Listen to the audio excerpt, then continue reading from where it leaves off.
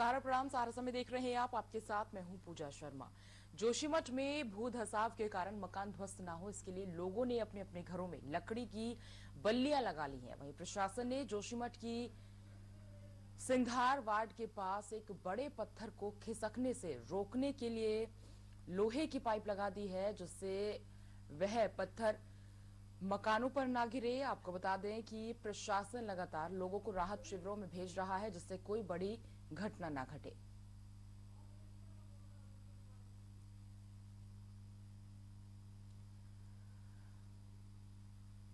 तो जो तस्वीरें आप देख रहे हैं ये जोशीमठ की हैं, जहां पर लगातार घरों में दरारें आ रही हैं और लगातार विस्थापन भी जारी है। लेकिन सिंघधार वार्ड में एक पत्थर है, जो कि आप देख सकते हैं तस्वीरों में, कैसे लोहे की जो रॉड हैं उनसे इन्हें रोकने की कोशिश की गई है। प्रशासन जो है वो आए दिन इस गांव के चक्कर लगा रहा है कि कोई भी घटना ना घटे।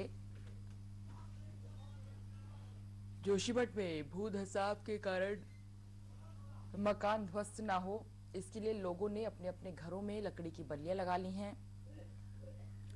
और प्रशासन ने जोशीमठ के सिंघधार वार्ड के पास एक बड़े से पत्थर को खिसकने से रोकने के लिए लोहे की पाइप लगा दी है, जिससे वह पत्थर मकानों पर न गिरे।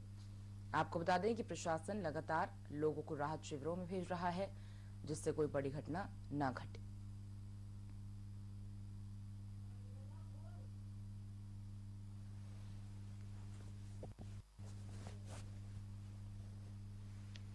तो भू धसाव के कारण लगातार घरों में जिस तरह से दरारें हो रही हैं, उसे लेकर प्रशासन भी अब आए दिन हर गांव के चक्कर लगा रहा है और भारी पत्थर को इस बड़े से पाइप से रोकने की कोशिश की गई है।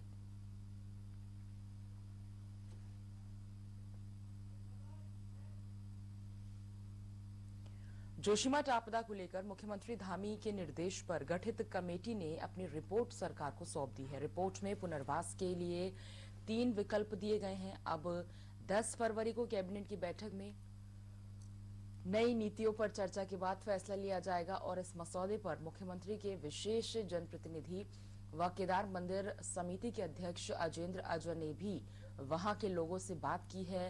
उन्होंने बताया है कि प्रभावितों को हर संभव मदद दी जा रही है।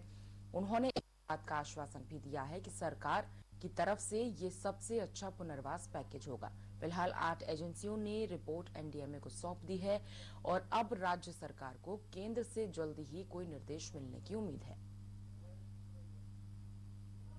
आपदा की समस्या सामने आई तो तत्काल तौर पर वहां पर राहत और बचाव के कार्य प्रारंभ कर दिए गए थे।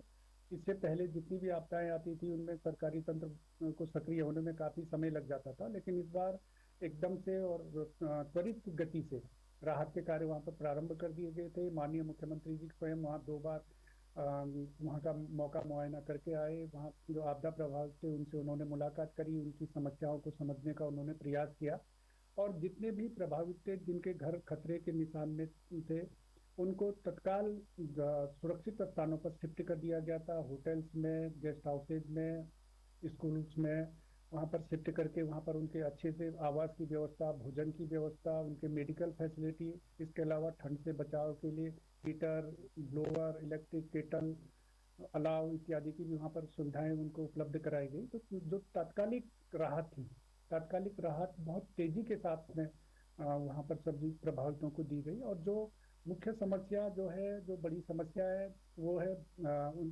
प्रभावितों के अस्थायी विस्थापन और पुनर्वास की।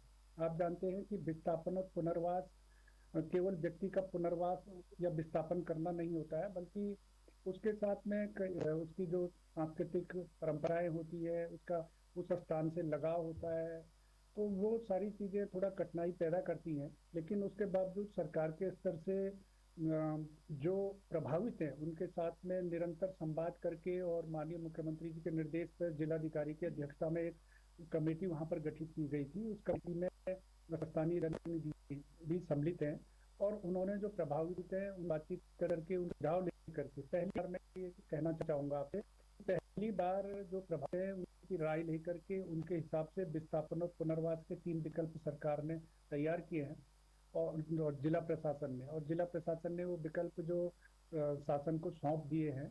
और अभी आप जानते हैं कि वहाँ पर जो देश की शीर्षस्थ वैज्ञानिक एजेंसियां थी, उन्होंने विभिन्न तरीके से जो सीमट का वहाँ पर अध्ययन किया है, जो वहाँ पर भू धसाव की स्थिति उत्पन्न हो रही है उसके बारे में उन्होंने लगातार अपनी अध्ययन किया है, और उसकी रिपोर्ट आनी अभी बाकी है।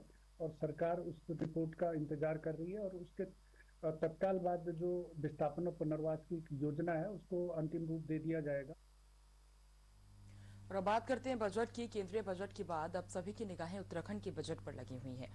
राज्य के वित्त मंत्री और संसदीय कार्य मंत्री प्रेमचंद अग्रवाल ने बताया कि पिछली बार की तरह इस बार भी जनता से सुझाव मांगे जा रहे हैं। कोशिश है कि मुख्यमंत्री आवास पर भी सुझाव के लिए एक खास कार्यक्रम आयोजित किया जाए, जिसमें हर वर्ग के लोग हों।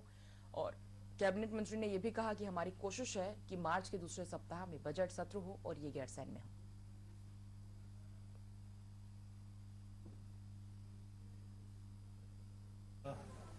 एक तो मैं स्पष्ट कर दूं कि मार्च में हम लोग विधानसभा सत्र, जिसे हम बजट सत्र कहते हैं, वो दूसरे सप्ताह में लाने की संभावना है।